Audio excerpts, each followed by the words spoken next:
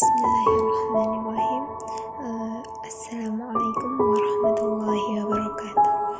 Baiklah, saya Masita Aini dengan NIM 1915020005. Dalam hal ini saya akan membacakan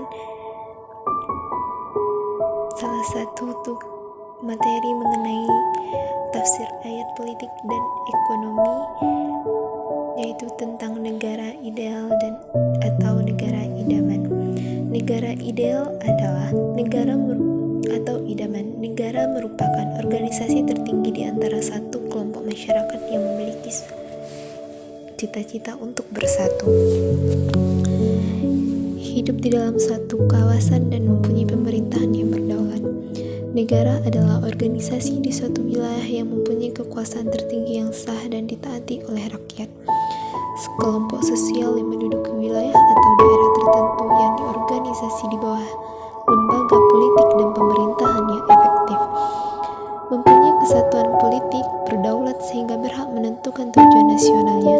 Negara bisa berdiri jika memenuhi unsur pokok, yaitu umat atau rakyat, teritorial atau luas tanah, dan pemerintahan. Sedangkan ideal atau idaman merupakan adalah dimulai dengan keterangan asal-usul negara, bahwa negara muncul karena kumpulan manusia yang di dalamnya membutuhkan manusia lainnya dalam memenuhi kebutuhan, dan ini adalah bibit pertama bagi lahirnya negara.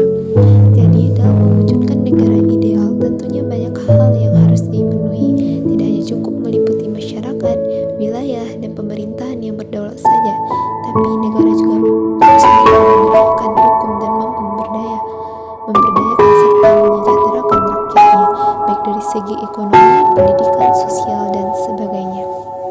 Dalam Al-Quran surah Al-Baqarah ayat 176 yang berbunyi, A'udzubillahi minasyaitonirrajim, Bismillahirrahmanirrahim. Wa iz qala Ibrahim rabbi ij'al hadza baladan aminan warzuq ahlu minats thamarati man amana minhum billahi wal yawmil akhir qala fa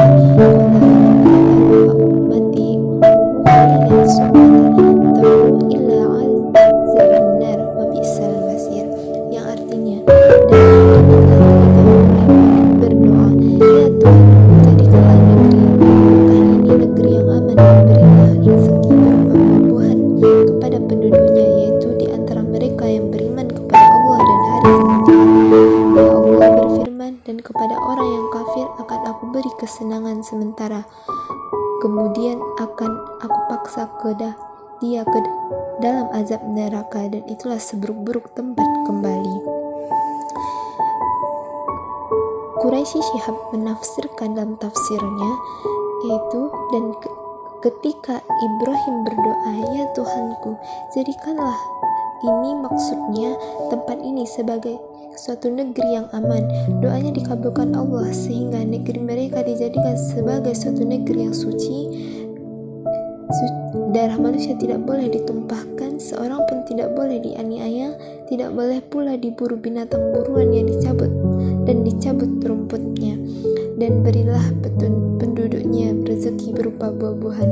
Dan ini juga sudah menjadi kenyataan dengan diangkutnya berbagai macam buah-buahan dari negeri Syam melalui orang-orang yang hendak tawaf, sekalipun tanahnya merupakan suatu tempat yang tandus dan tanpa air, dan tumbuh-tumbuhan yakni yang beriman di antara mereka kepada Allah dan hari akhir, merupakan badal atau kalimat pengganti bagi penduduknya yang dikhususkan dengan doa sesuai dengan firman-Nya, dan janjiku ini tidaklah mencapai orang-orang yang aniaya, firman Allah, dan aku beri mereka pula orang-orang kafir, lalu aku beri kesenangan sedikit atau sementara, yakni selama hidup di dunia dengan rezeki, dibaca fa'ummati'uhu, yakni dengan tasydid, kemudian aku paksa ia di akhirat kelak menjalani siksa neraka sehingga tidak mendapatkan jalan keluar, dan itulah seburuk-buruk tempat kembali.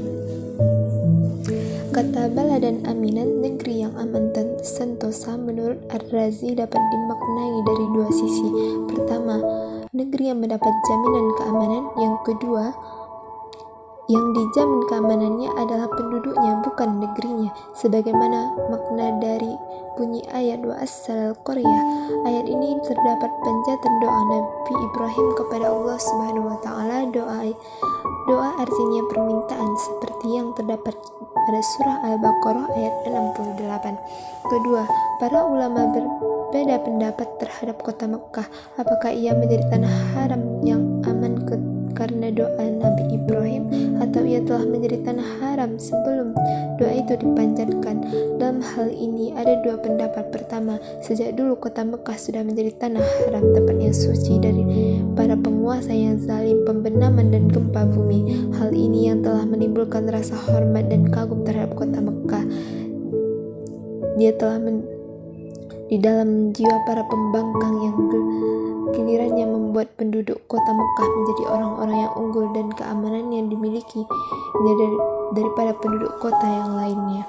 Kedua, bahwa Mekah dulunya tanah halal yang sebelum doa Nabi Ibrahim dipanjatkan seperti semua negeri lainnya, dan bahwa doa Ibrahimlah yang membuat kota ini menjadi tanah haram, sebagaimana Madinah menjadi tempat yang aman karena pengharaman Rasulullah setelah sebelumnya merupakan tanah halal.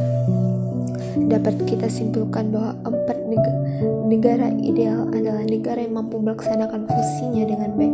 Negara ideal memiliki 4 unsur, yaitu lingkungan yang sehat, udara, air maupun tata letak bangunannya. Kedua, secara geografis terletak pada tempat yang strategis serta menjadi lalu lintas perdagangan dan perkembangan kebudayaan.